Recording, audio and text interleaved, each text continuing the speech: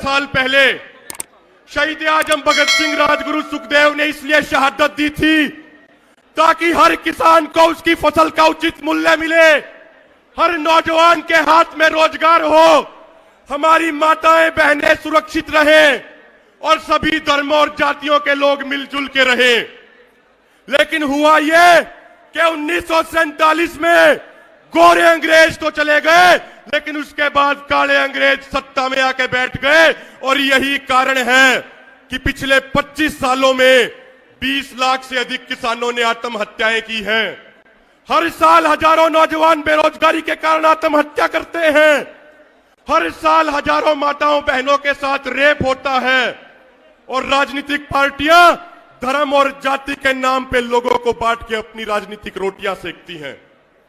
साथियों, आप सबसे हाथ जोड़ के एक निवेदन करता हूं कि यदि हम सही मायनों में अपने शहीदों को श्रद्धांजलि देना चाहते हैं तो आज यहां से एक प्रण करके जाएं कि अपने जीवन की आखिरी सांस तक अपनी पूरी ताकत लगा देंगे और इस मुल्क को शहीदों के सपनों का भारत बना के रहेंगे।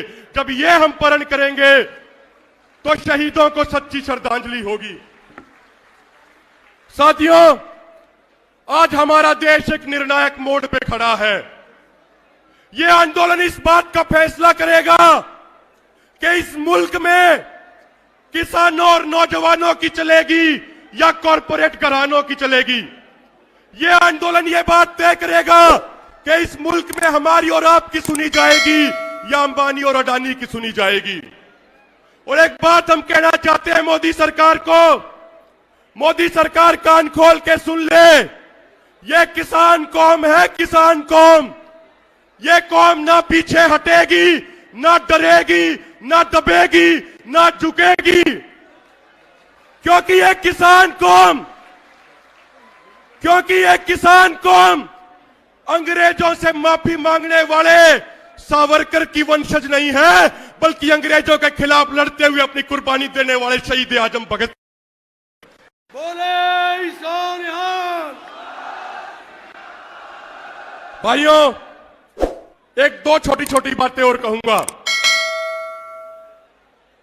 आज अपना किसान समाज युद्ध के मैदान में खड़ा है, रण के मैदान में खड़ा है। मेरे भाइयों, युद्ध में वही सेना जीतती है जो अपने सेनापतियों पे पूरा विश्वास रखती है। जो अपना 80 करोड़ किसानों का यह परिवार है, इस परिवार के मुखिया हमारे सीनियर किसान नेता हैं जो मंच पे सामने बैठे हुए हैं। साथियों, कुछ लोग अफवाह फैलाते हैं कि नौजवानों और सीनियर लीडरशिप में मतभेद है, लेकिन मैं आपको एक विश्वास दिलाना चाहता हूं कि एक एक सीनियर लीडरशिप हमारे और आपके लिए अपनी कुर्बानी देने को तैयार है। इसलिए हमें अपने सेनापतियों पे पूरा विश्वास रखना चाहिए। भाइयों, ये 28 साल का नौजवान आज आपके सामने खड़ा है। मैं यहां पे खड़ा हूं क्योंकि हमारे सीनियर लीडरशिप ने हमारा मार्गदर्शन किया, हमें आगे बढ़ने के लिए उत्साहित किया। एक अंतिम बात कहूंगा भाइयों, साथियों, ये बीजेपी के लोग हमें कभी आतंकवादी बोलते हैं, कभी विदेशी फंडिंग के आरोप लगाते हैं।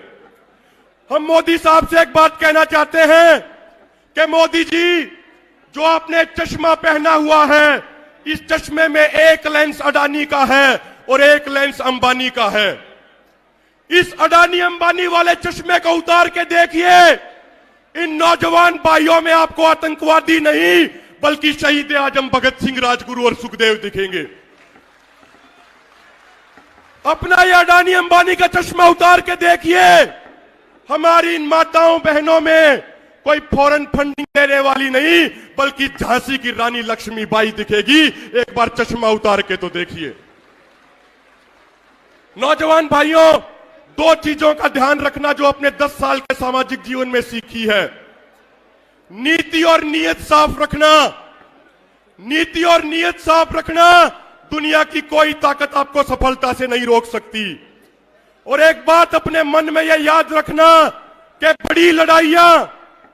बड़ी लड़ाइयां साधनों से नहीं बल्कि साधना से जीती जाती हैं। और अपना किसान समाज पिछले 4 महीने से दिल्ली के बॉर्डरों पर बैठ के साधना कर रहा है।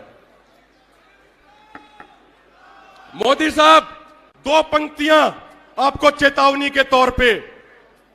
हमारा जो इतिहास है यह शहीदों की कुर्बानी और खून से लिखा गया है।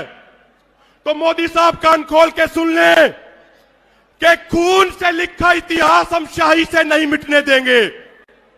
खून से लिखा इतिहास हम शाही से नहीं मिटने देंगे। बेच दिए होंगे रेल और जहाज तूने, लेकिन अपने देश के किसान को हम नहीं बिकने देंगे। अपने देश के किसान को हम नहीं बिकने देंगे। भाइयों, कुछ नारे लगा दो।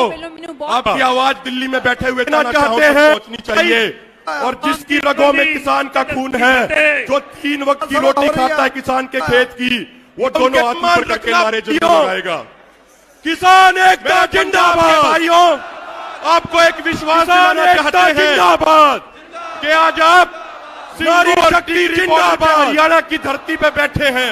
संयुक्त किसान मोर्चा जिंदाबाद। सम्मान के लिए, आपके स्वाभिमान के लिए, सोनिहाल की इज्जत के लिए, यदि हमें अपना शीश कटाना पड़ा, बहुत बहुत धन्यवाद। साडे नौजवान किसान आगू मन्नू को